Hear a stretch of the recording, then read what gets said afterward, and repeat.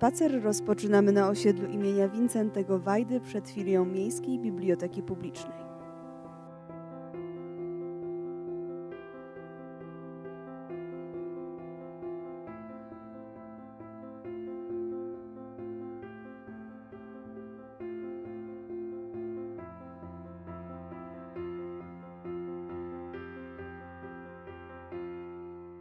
To osiedle wielopiętrowych bloków powstało w kilku etapach od lat 80. XX wieku na obszarze dawnych terenów kopalnianych i prywatnych. Wcześniej znajdowały się tutaj głównie pola uprawne, ale także zabudowania gospodarcze i domy rolników.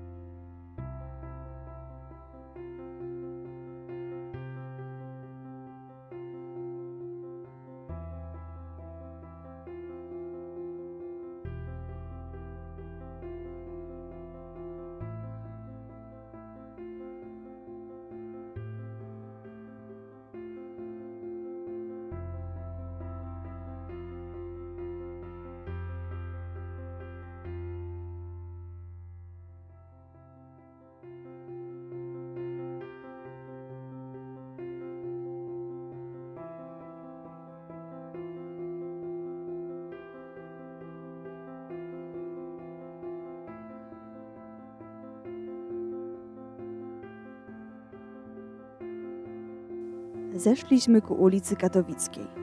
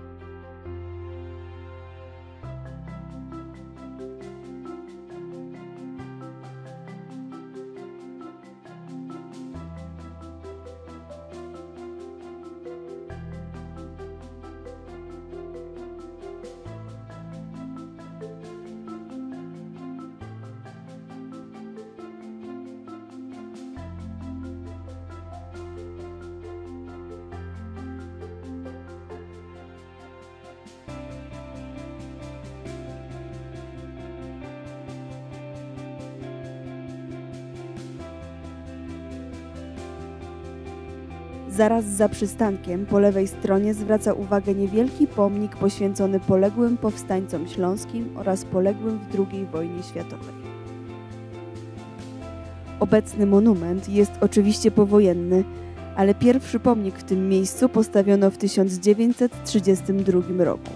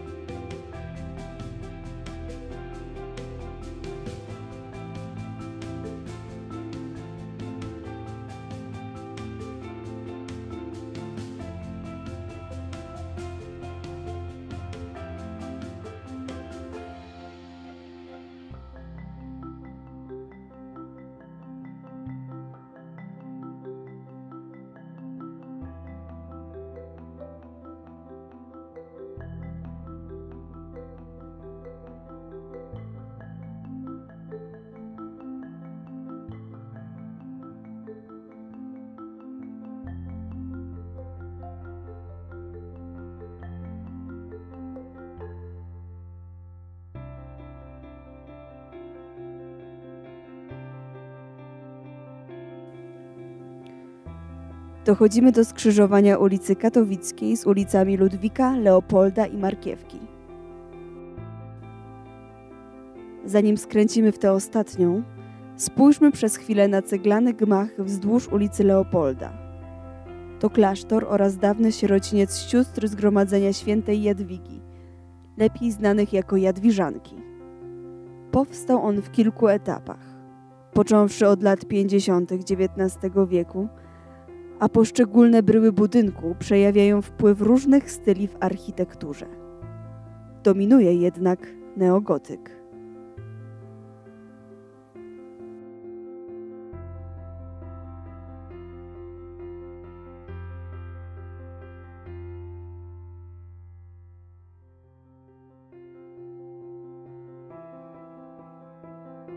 Przed nami potężna ceglana bryła kościoła parafialnego pod wezwaniem świętego Szczepana. Jego wieża góruje nad całą dzielnicą. Pierwszy kościół postawiono już w średniowieczu. Ten, który widzimy, jest trzecim na tym samym miejscu. Zaprojektowano go w bardzo popularnym wówczas stylu neogotyckim. Konsekracja miała miejsce w 1894 roku, a wnętrze zachowało wiele z oryginalnego wyposażenia. Mijając kościół, zwróćmy uwagę na kilka elementów. Od strony ulicy Markiewki, przy wejściu na plac kościelny stoi kamienny krzyż oraz kilka figur świętych. To najstarsze obiekty wolno stojące nie tylko w Bogucicach, ale w całych Katowicach. Pochodzą z XVIII wieku i są starsze od obecnego kościoła.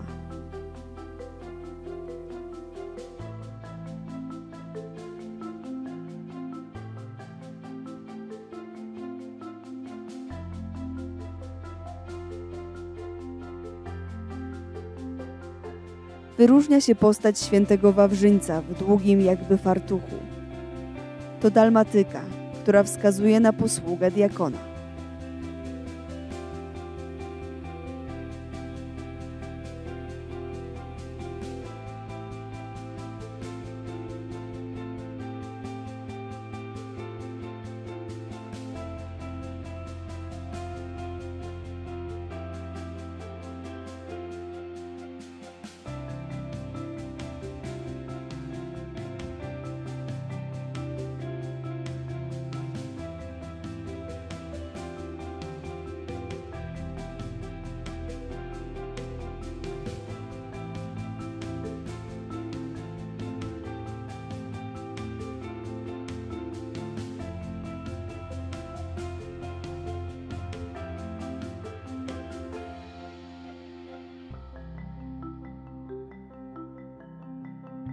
Na kamienicy pod numerem 94 naprzeciw kościoła widzimy tablicę poświęconą Jerzemu Kukuczce, zmarłemu w 1989 roku wybitnemu himalaiście, który przyszedł na świat i mieszkał właśnie w tym budynku.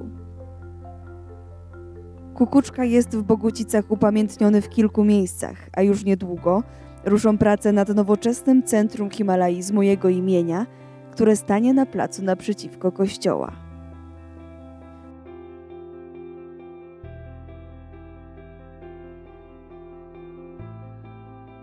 Zza kościoła, po lewej stronie, ciągnie się długa, ceglana fasada klasztoru i szpitala ojców Bonifratrów.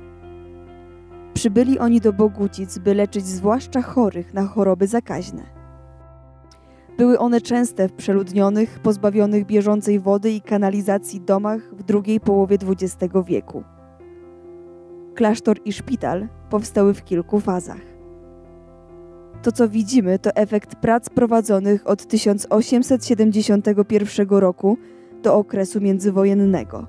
Pierwotnie podjazd i główne wejście do szpitala znajdowały się właśnie od ulicy Markiewki. To dlatego właśnie od tej strony wznosi się imponująca kolumna maryjna z 1881 roku.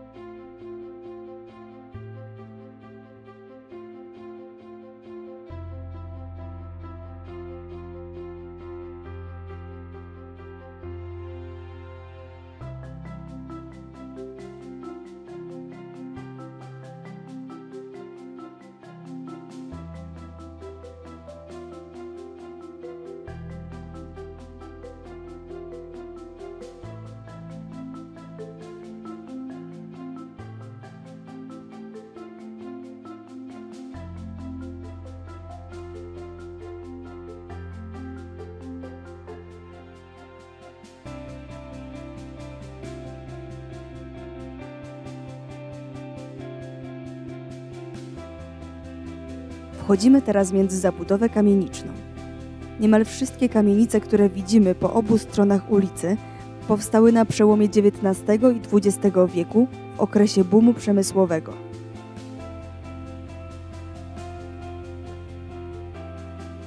Wówczas to kopalnia Ferdynand, znana później jako Katowice, napędzała rozwój dzielnicy. Z całego Śląska i ziem polskich zjeżdżali się robotnicy oraz urzędnicy, a wszyscy oni potrzebowali zakwaterowania, wyżywienia i zaopatrzenia w podstawowe produkty. Rolnicy zamieniali swe pola na parcele budowlane, a przy głównej drodze stawiali wielopiętrowe budynki mieszkalne pod wynajem albo warsztaty pracy.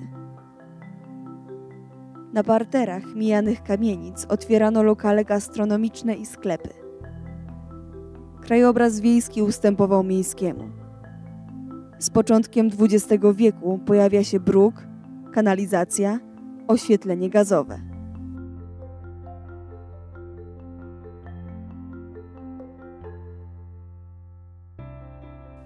Po prawej stronie, pod numerem 78, znajduje się budynek dawnej szkoły.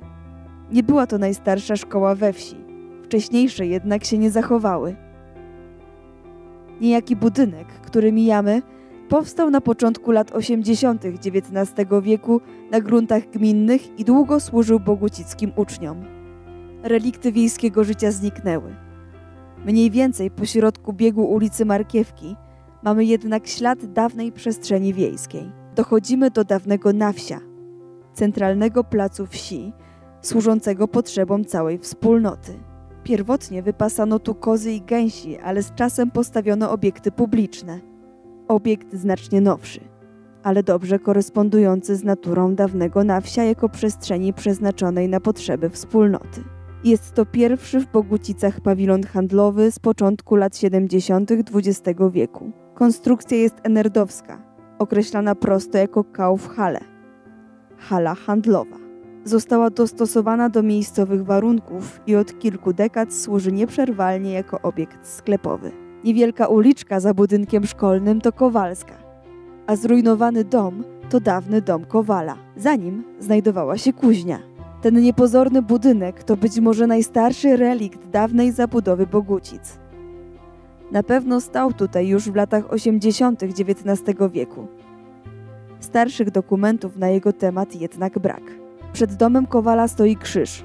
Niestety oryginalna figura Chrystusa została skradziona i zastąpiona nowym wizerunkiem. Uwagę zwraca napis wykonany w oryginalnej polszczyźnie końca XIX wieku. Fundatorzy tego krzyża, posiedziciele gruntu z gminy Bogucicki 1887. Postawiono go w samym centrum osady nie tylko jako wyraz pobożności, ale też jako symboliczny manifest miejscowych rolników, którzy w ten sposób pokazywali przyjezdnym, kto jest tutaj gospodarzem.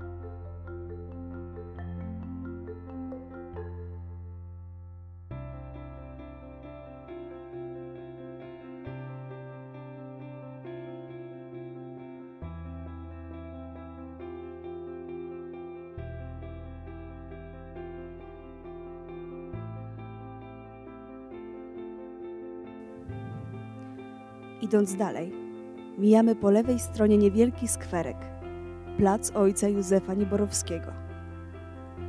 Mieszczą się przy nim zabudowania powstałe na przełomie XIX i XX wieku.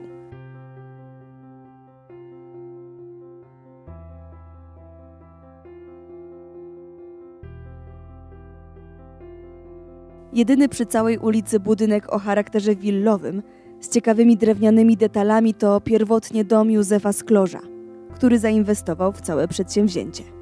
Kamienica od frontu z około 1892 roku mieściła gospodę oraz salę taneczno-widowiskową ze sceną.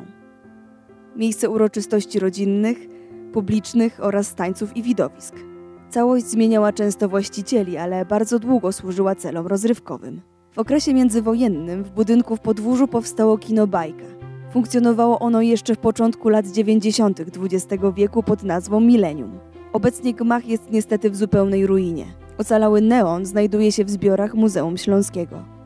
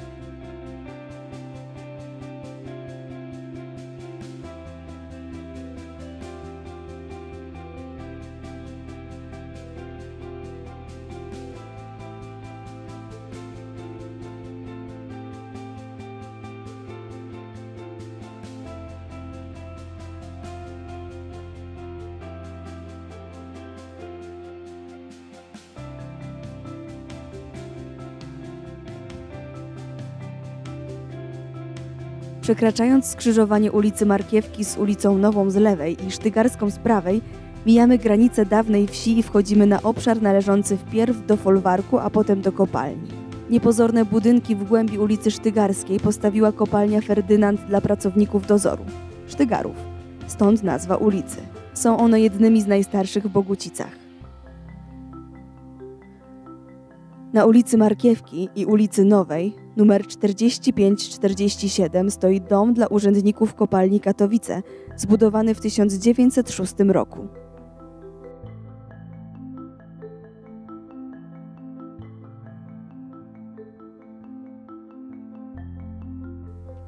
Uwagę przykuwają oryginalne drzwi do sieni budynku, ozdobione górniczym emblematem.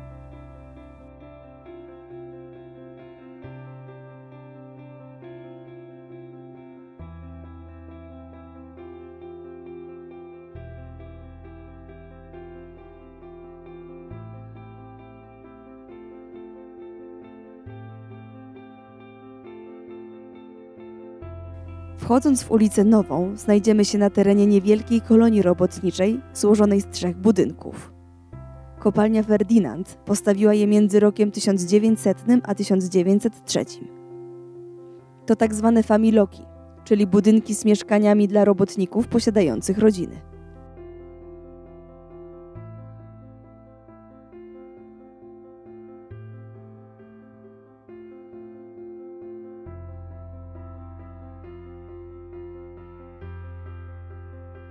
Pod adresem Markiewki 50 na rogu ulicy Markiewki i Sztygarskiej widzimy jedyny na całej ulicy przykład architektury modernistycznej, tak charakterystycznej dla międzywojennego centrum Katowic.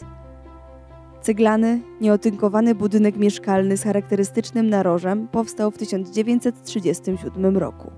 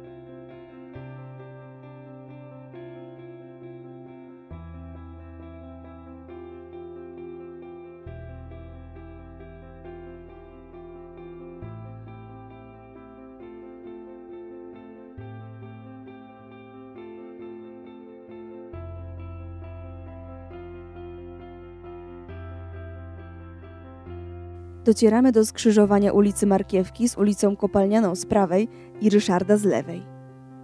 Te dwie niepozorne dzisiaj ulice w swoim czasie leżały na ważnym szlaku łączącym Mysłowice z Królewską Hutą przez Katowice.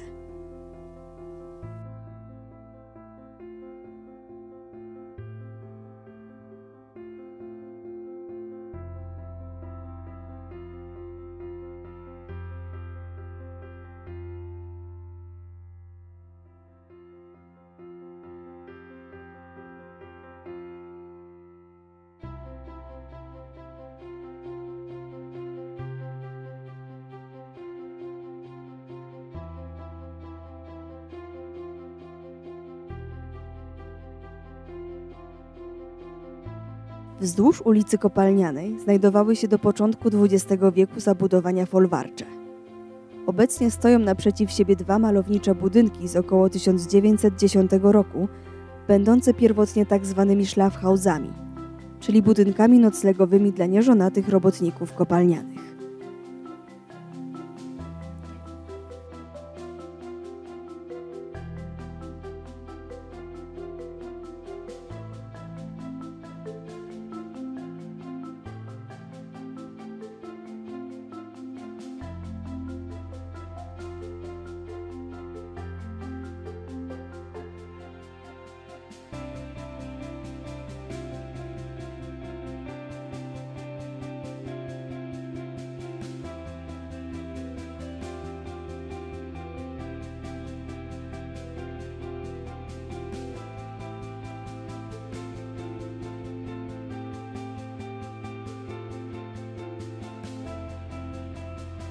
Dom z zaokrąglonym narożem na rogu ulicy Markiewki i Ryszarda to dawny zajazd.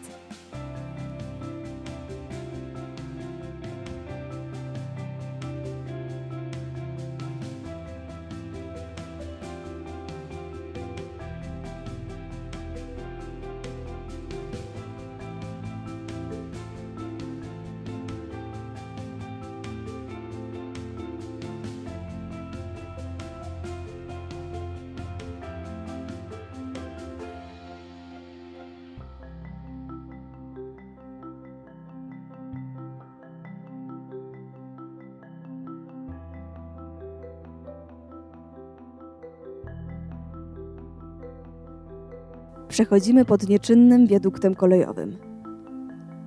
Linia ta pierwotnie prowadziła do kopalni Katowice.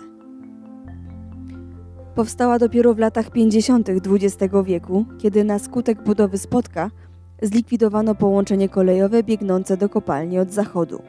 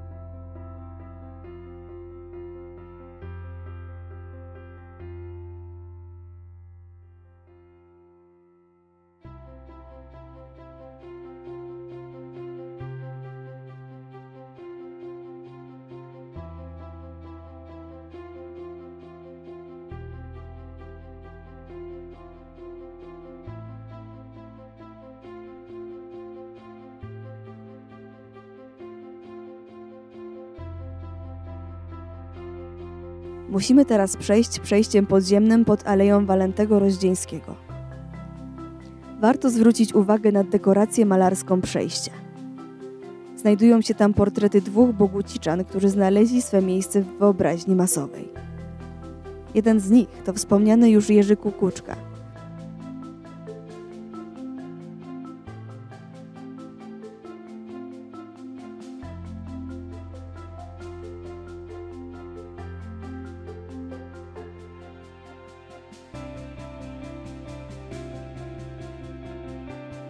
Drugi to raper Piotr Łuszcz, lepiej znany jako Magik. Zmarł w 2000 roku. Mieszkał i tworzył w Bogucicach na osiedlu Wajdy.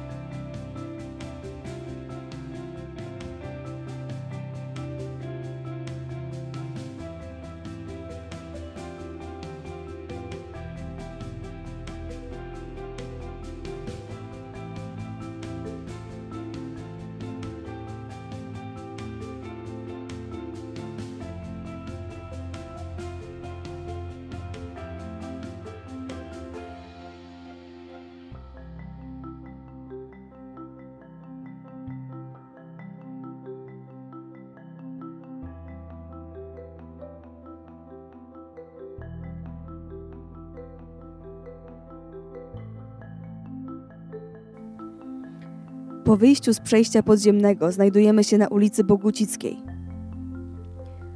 Formalnie to już dzielnica Zawodzie, choć oczywiście historycznie Zawodzie znajdowało się za wodą, czyli za rzeką Rawą, którą przetniemy za chwilę.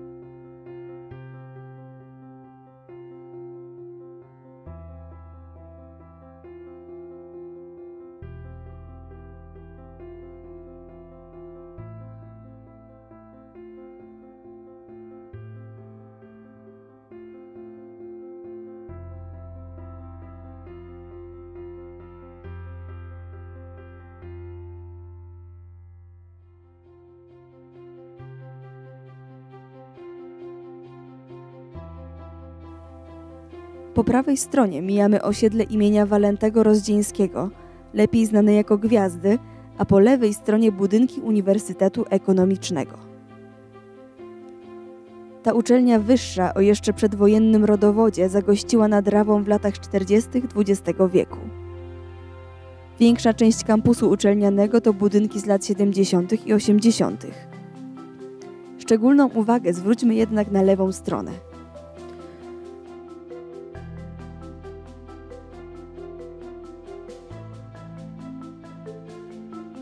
Jeszcze przed przekroczeniem Rawy, nieco w głębi, widzimy nowoczesny gmach Centrum Nowoczesnych Technologii Informacyjnych, a zaraz po przekroczeniu mostu modernistyczny budynek A, który przed wojną funkcjonował jako szkoła powszechna.